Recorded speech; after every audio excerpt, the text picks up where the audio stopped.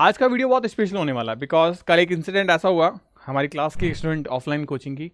उसने क्वेश्चन पूछा, एक्चुअली उसने नहीं, उसके पीछे जो स्टूडेंट था उसने क्वेश्चन पूछा कि सर मैं बहुत परेशान हो रहा हूँ। तो मैंने पूछा किस वजह से? तो बोला सर मेरे आगे वाली लड़की की वजह से। बोला क्यों, ऐसा क्यों? तो उसने कहा सर मैं जब भी टेस्ट पेपर अटेम्प्ट करता हूँ तो बैठ के ये ऐसे ऐसे हिलाती रहती है। तो मैंने खड़ा किया, मैंने कहा बेटा क्या हो गया, आप सर क्यों हिलाते रहते हो? कि सर उससे मुझे चीज़ें अच्छे से याद रहती है, मैं कुछ ऐसा करती हूँ। तो उसने मुझे जो चीज़ बताई वो मैं आपको बताने वाला हूँ। सिंपली आपको कुछ चीज़ें करनी होती है, ऐसा हर एक इंसान की लाइफ में होता है, हर स्टूडेंट की लाइफ में होता है कि हमें चीज़ें याद नहीं रहती लंबे टाइम तक।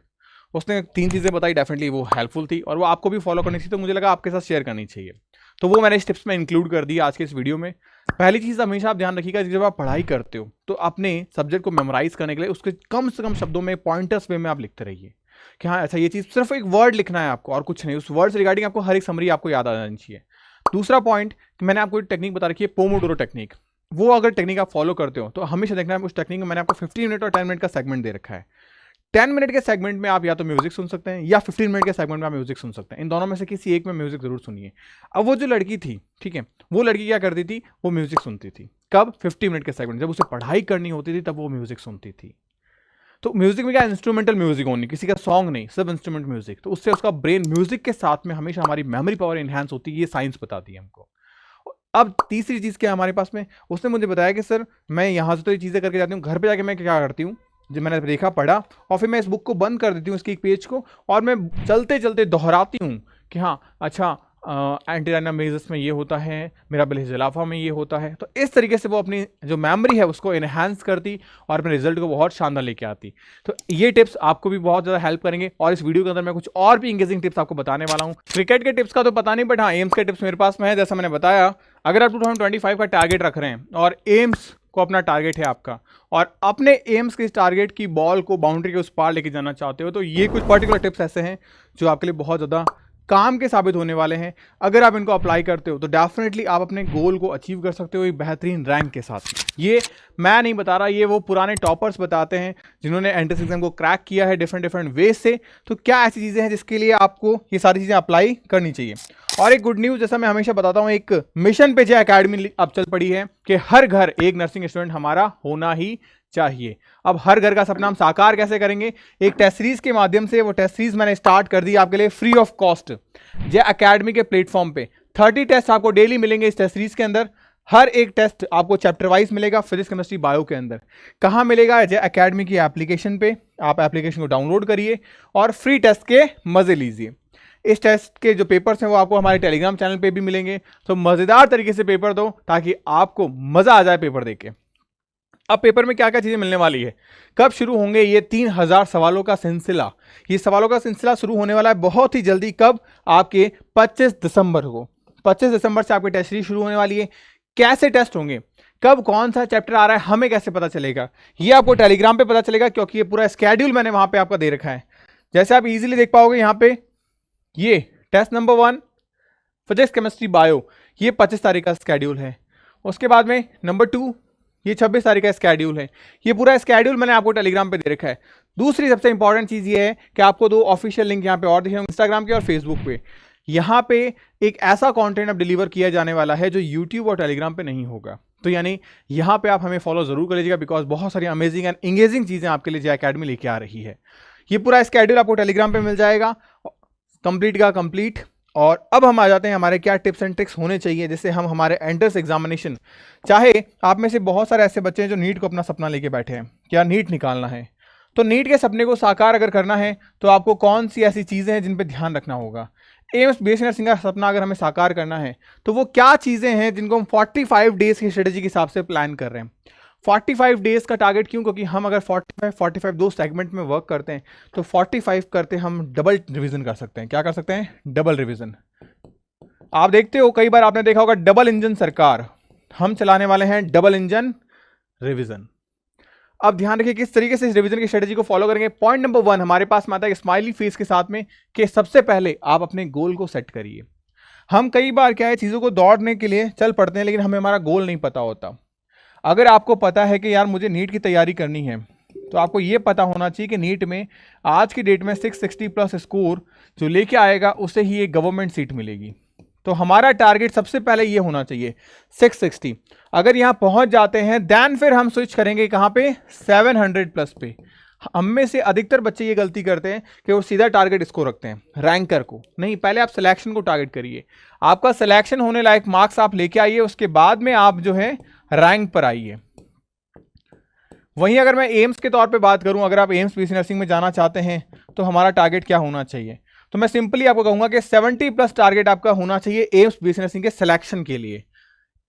अब रैंकर में बात करें, अगर हमको अच्छे रैंकर के एम्स चाहिए, यानी कि टॉप 5 एम्स में अगर हमको चाहिए, तो कहीं ना कहीं हमारा टारगेट 79 प्लस तो होना ही चाहिए, ध्यान रखिएगा। तो ये हमारे पास में होगा रैंक के लिए, और ये हमारे पास हो गया सिलेक्शन के लिए। तो आपने अपना गोल सेट कर लिया है कि यार मेरे को 70 प्लस लेके आना है, 79 प्लस लेके आना है, मेरे को 660 प्लस लेके आना है, या मेरे को 700 प्लस लेके आना। हमारा गोल हम सेट कर चुके हैं, पहला प्रोसेस खत्म हो गया। फिर हमें क्या करना है, अपने सब्जेक्ट पे फोकस करना है। अब सब्जेक्ट के तौर पे बात करें तो हमारे पास में फिजिक्स, केमिस्ट्री, बायोलॉजी, जीके, जैसा कि बीएससी नर्सिंग में आता है एम्स। तो ये 3 सब्जेक्ट हो गए हमारे पास में, जो नीट में भी है और बीएससी नर्सिंग में भी है कॉमनली। जीके अलग से हो गया। अब ये एडिशनल एक्स्ट्रा सब्जेक्ट है, तो पहले इस सब्जेक्ट को आइसोलेट करके देखो कि इसका वेटेज कितना है। तो हमें पता चला यार 10 क्वेश्चन आते हैं इससे, और 10 ही मार्क्स का है। तो पहली चीज, अगर हम इसको छोड़ दें तो हम कितने मार्क्स लेके आ सकते हैं, 90 से 90 पूरे तो नहीं आएंगे, तो कम से कम 85 तो लेके आ सकते हैं। 85 एक बेहतरीन स्कोर है बेटा, बेहतरीन स्कोर है। तो यानी हम इसको अवॉइड कर सकते हैं, या इतना ज्यादा हाइपर नहीं कर सकते, क्योंकि मैंने देखा है बहुत सारे बच्चे जो है वो जीके को क्या करते हैं, बहुत सीरियस लेते हैं। यार जीके करना है, जीके करना है, जीके करना है। आप इसको थोड़ा सा होल्ड करो, अपने मेन सब्जेक्ट पे कमांड करिए। अब अगर मैं एम्स की बात करूं तो यहाँ पे 30 क्वेश्चन आपके आते हैं,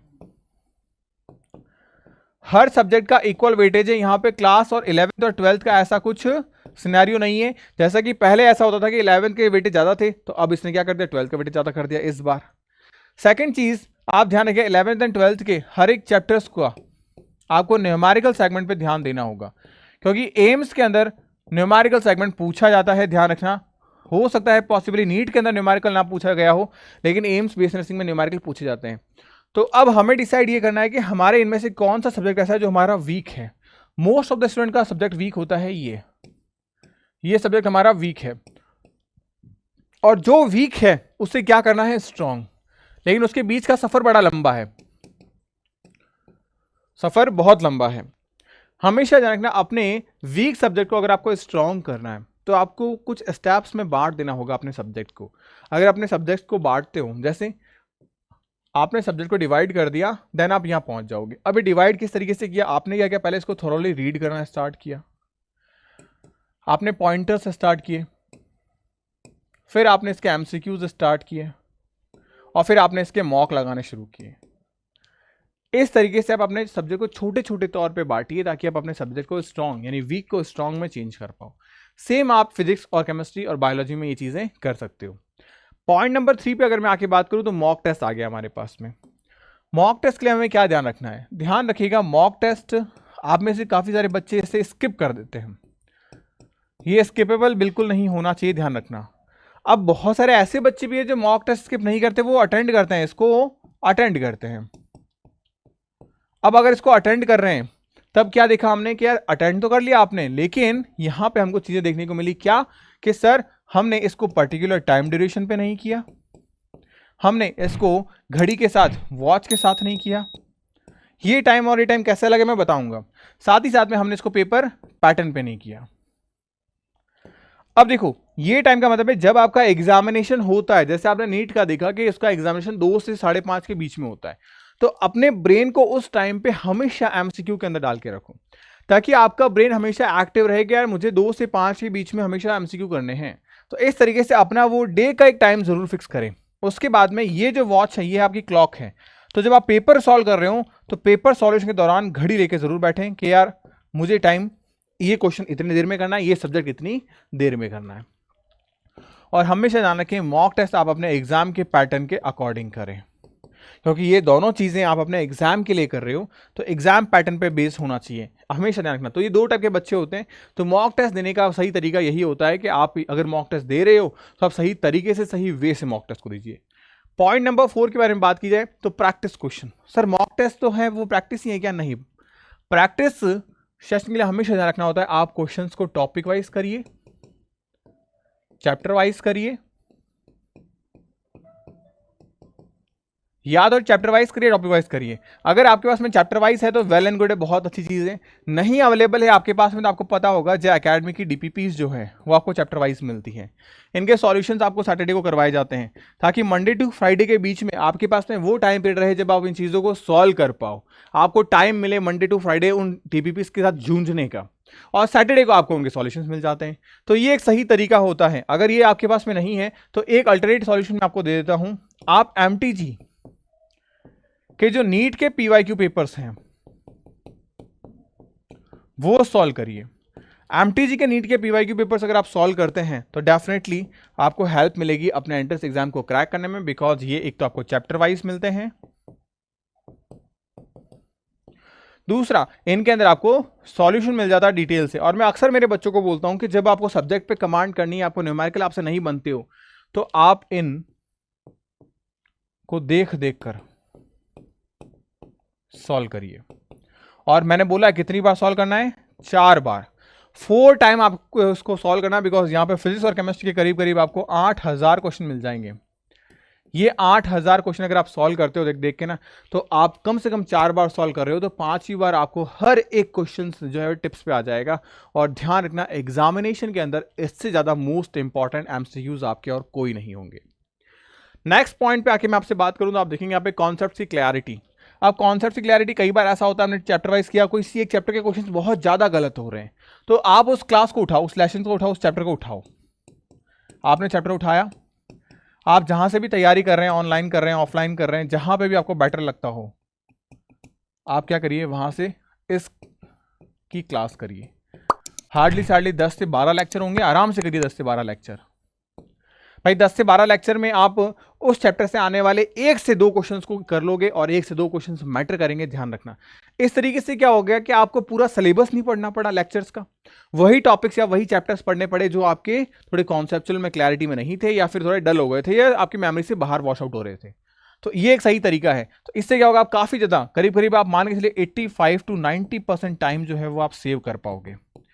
क्योंकि कई बार हमें ये पता नहीं होता कि हमारे कॉन्सेप्ट्स कहाँ लूज हो रहे हैं, हम किन कॉन्सेप्ट्स को भूलते जा रहे हैं, वो एमसीक्यू के माध्यम से पता चलेगा, और फिर उनके क्वेश्चंस लगाइए। ये चीजें आपको फिजिक्स केमिस्ट्री बायो तीनों सब्जेक्ट्स में करनी है, ध्यान रखिएगा।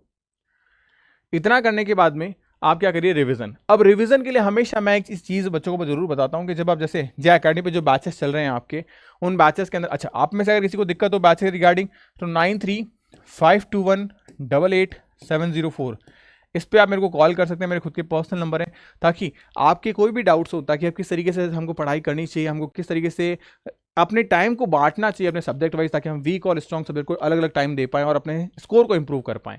तो आप मेरे को कॉल कर सकते हैं डायरेक्टली, यहाँ पे अपने नंबर को सेव कर लीजिए। बाकी आप इंस्टाग्राम, फेसबुक, टेलीग्राम इन सब पे ज्वाइन हो जाइए, बिकॉज मैं डेली बच्चों से कनेक्ट करता हूँ, और बच्चों का स्पेशली टेलीग्राम पे ग्रुप भी बना हुआ है जहाँ पे बच्चे आपस में बात कर सकते हैं। मैं वहाँ पे डेली क्वेश्चंस भेजता हूँ, मैं खुद बात करता हूँ उनसे, तो टेलीग्राम पे बच्चों का एक ग्रुप बना हुआ है, वो भी आप ज्वाइन कर सकते हैं। चलिए, मेनली हमारी बात थी रिवीजन को लेके। मैं हमेशा एक चीज कहता हूँ बच्चों को, डेली आपको रिवीजन के लिए 2 आवर निकालने हैं। इस 2 आवर में से 1 आवर आप मॉर्निंग में निकालिए, और अगला सेगमेंट आप नाइट में निकालिए सोते टाइम। यहां पे आप पूरी चीजों को रिवाइज करिए। अमूमन आपको 1 चैप्टर 15 मिनट में कंप्लीट करना है, इससे ज्यादा टाइम आपको नहीं देना है। आपको रीड करना है जस्ट जितना जल्दी उसके। लेट सपोज अगर मान लीजिए मेरे पास में नोट्स हैं, घड़ी रखी मैंने और इन्हें बस रीड करता जाऊंगा, मुझे ये सारे पेजेस 15 मिनट में रीड करने हैं, ये मेरे माइंडसेट में होना चाहिए क्लियर, तब तो है पढ़ने का मजा। ये आपके माइंड में चीज होनी चाहिए कि मेरे को 15 मिनट में चीजें खत्म करनी है। ये रिवीजन की सबसे बेस्ट स्ट्रेटेजी है, बिकॉज हम लोग क्या करते हैं, रिवीजन नहीं करते, हम रटने बैठ जाते हैं। नहीं बस पूरा तो पूरा एकदम चाट जाना है, नहीं हमको चाटना नहीं है, हमको जस्ट थॉरोली रीड करना है। आप मल्टीपल टाइम उसको पढ़ेंगे ना, अपने आप आपके ब्रेन में वो सेटल डाउन होता चला जाएगा। फिर नेक्स्ट पॉइंट हम बात करते हैं फाइनल रिवीजन। अब फाइनल रिवीजन का मतलब क्या होता है, सर रिवीजन और फाइनल रिवीजन में फर्क क्या रहा? जब हम रिवीजन करते हैं चीजों का, ये जिन बच्चों ने किया है उन्हें फर्क समझ में आएगा। रिवीजन जब हम करते हैं चीजों का अपने टेस्ट में, तो हम चैप्टर वाइज करते हैं। तो ध्यान रखना हमारे दिमाग में, जैसे लेट सपोज मैंने क्वेश्चन पूछा आपसे कि जो पीसीटी है, ठीक है, वो किन चीजों का एब्जॉर्प्शन करती है, तो आपके माइंड में अब चैप्टर घूम रहा है कौन सा, एक्सक्रीटरी सिस्टम। मेरे को बताना क्या मैं बात सही कह रहा हूं, किन किन बच्चों के दिमाग में ये चैप्टर घूमा है एक्सक्रीटरी सिस्टम, कमेंट सेक्शन में बताना ताकि मुझे पता चले मेरे वीडियो को कितने बच्चे ऐसे जो सिंसियरली फॉलो कर रहे हैं। वहीं अगर हम फुल रिवीजन मतलब पूरे सब्जेक्ट का रिवीजन कर रहे हैं और सेम क्वेश्चन मैंने पूछा होता तो पीसीडी किन चीज़ों का एब्जॉर्प्शन करता है, तो जिस बच्चे ने ढंग से पढ़ रखा है उसके दिमाग में एक्सक्रीटरी सिस्टम आता, बायोमोलिक्यूल आता, टिश्यू आता, ये टॉपिक्स आते। क्यों? क्योंकि इन सब में ये सारी चीज़ें कंबाइंड फॉर्म में हैं, तो इसे कहते हैं फुल रिवीजन। अब फुल रिवीजन कैसे करें हम, तो ध्यान रखना फुल रिवीजन मैं कहता हूँ आपके लेवल पे यूनिट वाइज अगर आप करते हो तो वो काफ़ी अच्छा रिजल्ट लेके आता है। यूनिट वाइज का मतलब क्या हो गया कि पूरा का पूरा यूनिट जो है वो आप करिए। जैसे ह्यूमन फिजियोलॉजी जो है वो लेके बैठे हो आप, तो ह्यूमन फिजियोलॉजी में चीज़ों को कवर करना है, ह्यूमन फिजियो पूरा खत्म होना चाहिए, ये बात ध्यान रखिएगा। अब ये ह्यूमन फिजियोलॉजी हो गई, तो ह्यूमन फिजियो के जो हमारे पास में 5 चैप्टर इस रिड्यूस सिलेबस के अकॉर्डिंग या 7 चैप्टर हमारे एडवांस चैप्टर यानी जो ओल्ड एनसीईआरटी थी उसके अकॉर्डिंग, इनके अकॉर्डिंग हमको फॉलो करना है। अगर मैं वहीं बात करूं मॉर्फोलॉजी एनाटॉमी की, तो वहां पे हमारे पास एक चैप्टर है, तो मॉर्फो और एना को एक साथ खत्म करिए, क्योंकि यूनिट हमको पूरा खत्म करना है। जब आप पूरे यूनिट को खत्म करोगे ना तो आपके सोचने की जो थिंकिंग है वो बढ़ जाएगी, आप सब्जेक्ट को अच्छे से सोच पाओगे। हम कई बार एग्जामिनेशन के अंदर ऐसे ऐसे क्वेश्चन गलत करते हैं जो हमको ईजी लगते हैं, उनके पीछे कारण ये होता है कि एग्जाम में हमारा दिमाग पूरे सब्जेक्ट को खंखोलता है, पूरे सब्जेक्ट को ढूंढता है। लेकिन जब हम टेस्ट दे रहे होते हैं, हम खुद रिवाइज कर रहे होते हैं, तो हम उस चैप्टर के दौरान ही जो चीज़ें हैं वहीं पे हमारा दिमाग फोकस करता है, हाँ यहीं कहीं होगा कुछ ना कुछ। लेकिन जब एग्जामिनेशन में हर एक चीज़, जैसे बायोमोलिक्यूल जैसा चैप्टर जो है वहाँ पे आप केमिस्ट्री को भी लेके आ जाते हो बीच में अपने दिमाग के अंदर, तो ये चीज़ें फ़र्क डालती हैं। तो ये फाइनल रिवीजन हो गया आपका। अगर आप इन चीज़ों को फॉलो करोगे तो डेफिनेटली आपको इंप्रूवमेंट बहुत शानदार देखने को मिलेगा अपने एग्जामिनेशन के अंदर। तो ये कुछ टिप्स ऐसे थे जो मैं आपको लेके आया, क्योंकि ये टिप्स मेरे नहीं, ये टिप्स टॉपर्स के हैं, उन्होंने अपनी लाइफ में बताएं, और ये चीज़ आपको भी इंप्लीमेंट करनी है अपने एग्जामिनेशन के दौरान, क्योंकि अगर आप चाहते हैं उनकी तरह रिजल्ट लाना तो उनकी तरह हमें चीज़ों को फॉलो करना पड़ेगा। बाकी कोई आपके डाउट्स हो आप मुझे बताइएगा, वीडियो को लाइक एंड सब्सक्राइब जरूर करिएगा, और कमेंट सेक्शन में अपने सजेशन जरूर दीजिएगा कि नेक्स्ट वीडियो या नेक्स्ट कौन से टॉपिक्स पे आप वीडियो चाहते हैं, या किन चीज़ों को लेकर आपको परेशानी हो रही है, ताकि उन चीज़ों पर मैं आपके लिए सॉल्यूशन लेके आऊँ। Bye bye, take care, stay happy, stay blessed.